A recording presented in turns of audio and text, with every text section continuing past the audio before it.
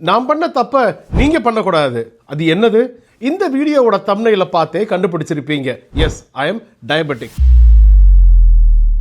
என்ன, ஏன், எப்படி, அதான் அந்த வீடியோவில் டீட்டெயிலாக பார்க்க போகிறோம். யூஎஸில் 12 மாதத்துக்கு ஒரு தடவை ஒரு ஆனுவல் ஃபிசிக்கல் மெடிக்கல் எக்ஸாம் எடுக்கிறது வழக்கம். இன்சூரன்ஸ் கம்பெனிஸும் அதை இங்கே வந்து ஓரளவுக்கு மேண்டேட் பண்ணுவாங்க. அப்படி நான் கடைசியாக ஆனுவல் ஃபிசிக்கல் எக்ஸாம் எடுத்தது நவம்பர் 2023. அப்போ ஃபிசிக்கல் எக்ஸாம் எடுக்கும் போது பாடியோட வைட்டல்ஸ் எல்லாம் செக் பண்ணுவாங்க.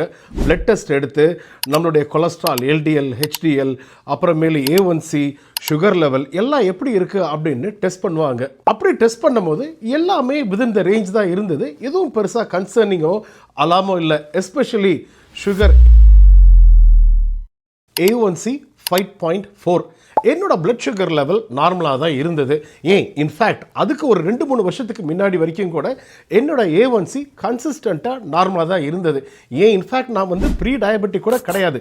வெல் விதின் நார்மல் ரேஞ்சில் தான் இருந்துக்கிட்டு இருந்தேன். ஸோ அதனால் நான் எதையும் பெருசாக பொறுப்படுத்தலை. சரி, அப்படியே வாழ்க்கை போகிற மாதிரி நான் பாட்டுக்கு ஸ்பீடாக போய்கிட்டு இருந்தது. யூஎஸில் வருஷத்துக்கு ஒரு தடவை நம்ம டாக்டரை போய் பார்த்து ஆனுவல் ஃபிசிக்கல் எக்ஸாம் எடுக்கணும் அப்படின்னு சொல்லியிருந்தேன் இல்லையா? அதே மாதிரி 6 மாதத்துக்கு ஒரு தடவை பிளட் டெஸ்ட் எடுப்பாங்க. எஸ்பெஷலி ஒரு சர்டன் ஏஜ் குரூப்புக்கு மேலே இருந்தோம் அப்படின்னா 6 மாதத்துக்கு ஒரு தடவை பிளட் டெஸ்ட்டை கண்டிப்பாக எடுப்பாங்க. அந்த மாதிரி என்னை போய் பிளட் டெஸ்ட் எடுக்க சொல்லியிருந்தாங்க. நான் கொஞ்சம் பிஸியாக இருந்ததுனால அந்த 6 மாதம் பிளட் டெஸ்ட் அப்பாயின்மெண்ட்டை அலட்சியப்படுத்தி நான் எடுக்கலை. நமக்கு தான் ஒன்றும் ஆகாது அப்படின்ற ஒரு தைரியம், நம்பிக்கையில் அந்த 6 மாதம் பிளட் டெஸ்ட்டுக்கு நான் போகலை. அந்த பிளட் டெஸ்ட் கொடுத்துருந்தேன்னா அப்பயே வந்து A1C ஒரு ப்ரீ டயபெட்டிக் ரேஞ்சில் இருக்குன்றது தெரிய வந்திருக்கும். அப்புறம் ஒரு வருஷம் அப்பாயின்மெண்ட் நவம்பர் 2024 நான் டாக்டர்கிட்ட போய் செக் பண்ணணும். அந்த அப்பாயின்மெண்ட்டையும் டைம் இல்லாமல் கொஞ்சம் தள்ளி போட்டு ஒரு டிசம்பர் எண்ட் அப்போ தான் நான் டாக்டரை போய் பார்த்தேன். டாக்டரை போய் பார்க்கும்போது அவங்க வழக்கம் போல் ஒன்றும் பெருசாக இல்லை, நார்மலாக வந்து ஒரு ஆனுவல் ஃபிசிக்கல் எக்ஸாம் எப்படி எடுப்பாங்களோ அது மாதிரி ஃபிசிக்கல் எக்ஸாம் எடுத்தாங்க. பிளட் ஒர்க் பண்ணி பார்த்தாங்க. பிளட் ஒர்க் பண்ணி பார்த்து ரிசல்ட்டை பார்த்தா A1C 7.2. நீ ப்ரீ டயபெட்டிக் கூட கிடையாது, நீ க்ளீனாக டயபெட்டிக், வர வழியே கிடையாது. உங்கள் ஃபேமிலி ஹிஸ்ட்ரியும் ஒரு சூப்பரான ஃபேமிலி ஹிஸ்ட்ரி. உங்கள் அப்பா டயபெட்டிக், அவங்க தாத்தா டயபெட்டிக், உங்கள் குடும்பமே டயபெட்டிக். அதனால உனக்கு ஆப்ஷனே கிடையாது. பேசாமல் நீ வந்து மாத்திரை எடுக்க ஆரம்பிச்சிரு அப்படின்னு சொல்லி எனக்கு மெட்ஃபார்மின்னு ஒரு டேப்லெட்டை ப்ரிஸ்கிரைப் பண்ணாங்க. எனக்கா அந்த ஷாக்லேருந்து வர்றதுக்கு ஒரு 2 நாள் ஆச்சு.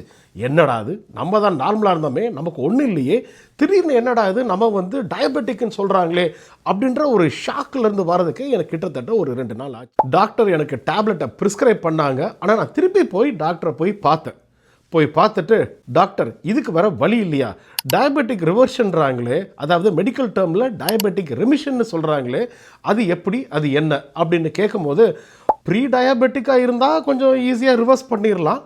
பட் நீ வந்து இப்போது பியூர் டயபெட்டிக், இப்படி இருக்கிற ஸ்டேட்டில் ரிவர்ஸ் பண்ணுறதுன்றது கொஞ்சம் கஷ்டம்தான். நீ வந்து பிஸியான லைஃப் ஸ்டைல், நிறைய ட்ராவல் பண்ணுறேன்ற உன்னோட லைஃப் ஸ்டைலுக்கு இது ஒத்து வருமா நீ யோசித்து பாரு அப்படின்னு. அப்போ தான் நான் ரியலைஸ் பண்ணேன், இந்த லாஸ்ட் 1 இயரில் நான் கிட்டத்தட்ட 8 கிலோ வெயிட் ஏறி இருந்தேன்.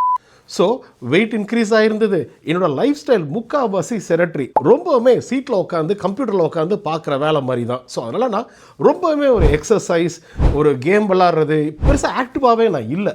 அதுவும் one of the another main reason. இதெல்லாம் ரியலைஸ் பண்ணி தான் நான் டாக்டர்கிட்ட போய் கேட்டேன். நீங்க எப்பத்தினுச்சு என்கிட்ட பேஷண்ட்டை வந்தீங்களோ, நான் அப்பத்திலிருந்து அவர்கிட்ட பேஷண்ட்டை போகிறேன். டாக்டர் எனக்கு ஒரு 3 6 மாதம் டைம் கொடுங்க. நான் என்னோட ஃபுட் ஹேபிட்ஸை சேஞ்ச் பண்ணி என்னோட லைஃப் ஸ்டைலையும் கொஞ்சம் சேஞ்ச் பண்ணி இந்த பிளட் சுகரை குறைக்க நான் ட்ரை பண்ணுறேன். எனக்கு கொஞ்சம் டைம் கொடுங்க. அது வரைக்கும் வேணால் இந்த டேப்லெட்டை பாஸ் பண்ணலாமா அப்படின்னு கேட்டேன். அவங்களும் நான் சொன்னதெல்லாம் கேட்டுட்டு, சரி நீயும் முயற்சி பண்ணுறேன்னு சொல்கிற, அதனால நம்ம டேப்லெட்டை இப்போதைக்கு பாஸ் பண்ணலாம். ஆனால் அடுத்த பிளட் ஒர்க்குக்கு மிஸ் பண்ணாமல் நீ தவறாமல் வரணும். வந்து நம்ம பிளட் ஒர்க் எடுத்து பார்த்துட்டு அப்போ உனக்கு பிளட் சுகர் இருக்குது அப்படின்ற மாதிரி வந்தது அப்படின்னா நம்ம இம்மீடியட்டாக டேப்லெட்டை ஆரம்பிச்சிடணும் அப்படின்னு சொன்னாங்க. சொல்லிவிட்டு நான் வந்து உனக்கு இந்த பிளட் டெஸ்ட் பண்ணுறதுக்கு நீடில் அண்ட் ஸ்ட்ரிப்ஸ் தரேன், அதை வச்சு நீ போய் டெய்லி காலையில் பிளட் டெஸ்ட் எடுத்து பாரு அப்படின்னு சொன்னாங்க. நானும் வந்து சரின்னு வந்து காலையில் நீடில் வச்சு போக் பண்ணி பிளட்டை எடுத்து பிளட் ஸ்ட்ரிப்பில் எவ்வளவு சுகர் இருக்குது அப்படின்றது பார்க்கும்போது 120 mg/dL இருந்தது காலையில் எந்திரிக்கும் போது. சரி காலையில் பார்க்கும்போது 120 இருக்குது ஃபாஸ்டிங்கில். அப்புறம் பிரேக்ஃபாஸ்ட் சாப்பிட்டதுக்கப்புறம் பார்த்தா 110 இறங்குது, சில சமயம் ஏறுது. டாக்டர் இது என்ன ஒரு நேரம் இறங்குது ஒரு நேரம் ஏறுது, இது எனக்கு ஒன்றும் புரியலையே அப்படின்னு.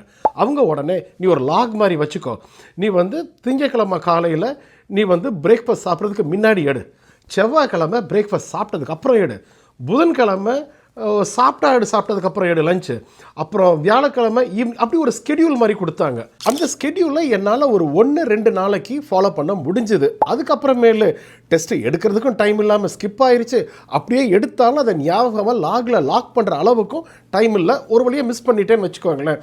அது மட்டும் இல்லாமல் இந்த லாகில் எழுதின டேட்டாவை எடுத்து என்னால் இன்ஃபர்மேஷனை அக்யூரேட்டாக கார்லேட் பண்ண முடியல. உடனே நான் டாக்டர்கிட்ட போய், டாக்டர் இதெல்லாம் எனக்கு வேலைக்கால, இன்ஃபேக்ட் குத்தி விரல்லாம் புண்ணானதான் மிச்சம், என்னால் வந்து இது டேட்டாவை வச்சு எதுவுமே ஃபிகர் அவுட் பண்ண முடியல, நீங்களே வேணாம் பாருங்கள் அப்படின்னு அவங்ககிட்ட காட்டினதுக்கப்புறம் தான் அவங்க சரி அப்போ ஒன்று பண்ணலாம், உனக்கு வந்து கண்டினியூஸ் குளுக்கோஸ் மானிட்டரை நான் ப்ரிஸ்கிரைப் பண்ணுறேன், நீ அதை போய் வாங்கி யூஸ் பண்ணு அப்படின்னு கொடுத்தாங்க. ஸோ இந்த சிஜிஎம் அதாவது கண்டினியூஸ் குளுக்கோஸ் மானிட்டர் இது என்ன அப்படின்னா, இப்போ நம்ம வந்து நீடில் வச்சு பிளட் டெஸ்ட் பண்ணும்போது நம்ம டெஸ்ட் பண்ணும்போது எவ்வளவு சுகர் இருக்கோ அதுதான் நமக்கு தெரியும்.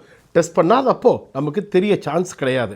அதனால் எனக்குமே வந்து ஒரு க்யூரியாசிட்டி, எந்த நேரத்தில் வந்து சுகர் ஏறுது, என்ன சாப்பிட்டா ஏறுது, என்ன சாப்பிடாட்டி ஏறலை, என்ன சாப்பிட்டா இறங்குது, இதெல்லாம் தெரிஞ்சுக்கிறது ரொம்ப முக்கியம் அப்படின்னு ஃபீல் பண்ணேன். இந்த கண்டினியூஸ் குளுக்கோஸ் மானிட்டர் பார்த்தீங்கன்னா இதில் வந்து ஒரு சாக்கெட் மாதிரி இருக்குது. இதை திறந்தோம் அப்படின்னா உள்ளுக்குள்ள ஒரு நீடில், இந்த நீடில் அப்படியே பாடியில் போய் உள்ளுக்குள்ளே குத்திட்டு இருக்கும்போது நம்ம பாடியில் இருக்கிற பிளட் சுகர் லெவல் என்ன அப்படின்றத அக்யூரேட்டாக ரியல் டைம் நமக்கு தெரியும். இதில் என்ன அட்வான்டேஜ் அப்படின்னா, நம்ம வந்து நைட் தூங்கும் போது எப்படி இருக்குது, காலையில் எப்படி இருக்குது, ஒரு ஆக்டிவிட்டி பண்ணால் எப்படி இருக்குது, ஒரு சர்டன் சாப்பாடை சாப்பிட்டா எப்படி இருக்குது அப்படின்றது வரைக்கும் நமக்கு கிளியராக தெரியும். அதனால அந்த சிஜிஎம்மை உடனே போய் நானும் வாங்கிட்டேன். என்னோட கோல் வந்து என்னோட பிளட் சுகரை இதுக்கு மேலே ஏற விடக்கூடாது, முடிஞ்சா ஏன் கண்டிப்பாக நம்ம வந்து இதை எப்படி ஆச்சும் திருப்பிடணும், ரிவர்ஸ் பண்ணிடணும் அப்படின்ற ஒரு கோலோட தான் சிஜிஎம்மை வாங்கிட்டு வந்தேன். கண்டினியூஸ் குளுக்கோஸ் மானிட்டரை பற்றி நான் இவ்வளோ தூரம் பேசுகிறதுனால ஒரு விஷயம் கிளியராக சொல்லிக்க விரும்புகிறேன். கண்டினியூஸ் குளுக்கோஸ் மானிட்டர் இருந்தால் தான் டயபெட்டிக்ஸை மானிட்டர் பண்ண முடியும், கண்ட்ரோல் பண்ண முடியும் நான் சொல்ல வரல.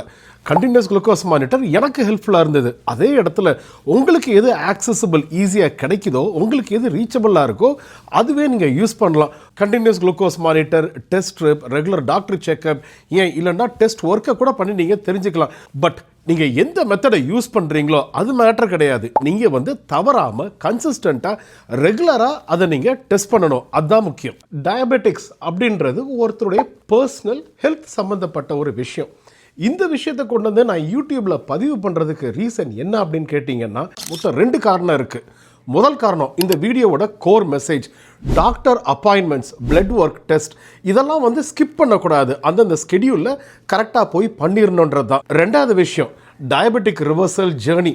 எத்தனையோ டாக்டர்ஸ் பெர்ஸ்பெக்டிவை கேட்டிருக்கோம், அதை கேட்கும் போதெல்லாம் நமக்கு இது என்ன ஒரு பெரிய விஷயம் அப்படின்ற மாதிரி இருக்கும். ஆனால் இன்னைக்கு ஒரு டயபெட்டிக் பர்சனாக அதெல்லாம் ஃபாலோ பண்ணுறதுல இருக்கிற ப்ராக்டிக்கல் டிஃபிகல்ட்டிஸ், அதை எப்படி ஓவர் கம் பண்ணுறது அப்படின்றதெல்லாம் நம்ம வரக்கூடிய வீடியோக்களில் டீட்டெயில்டாக பார்ப்போம். இந்த வீடியோஸ்னால அட்லீஸ்ட் ஒருத்தருக்காவது பிரோஜனமாக இருந்தால் அதுவே ஒரு பெரிய சக்ஸஸ் தான் இந்த வீடியோஸ் பண்ணுறதுல. வீடியோஸை மிஸ் பண்ணாமல் நீங்கள் பார்க்குறதுக்கு சப்ஸ்கிரைப்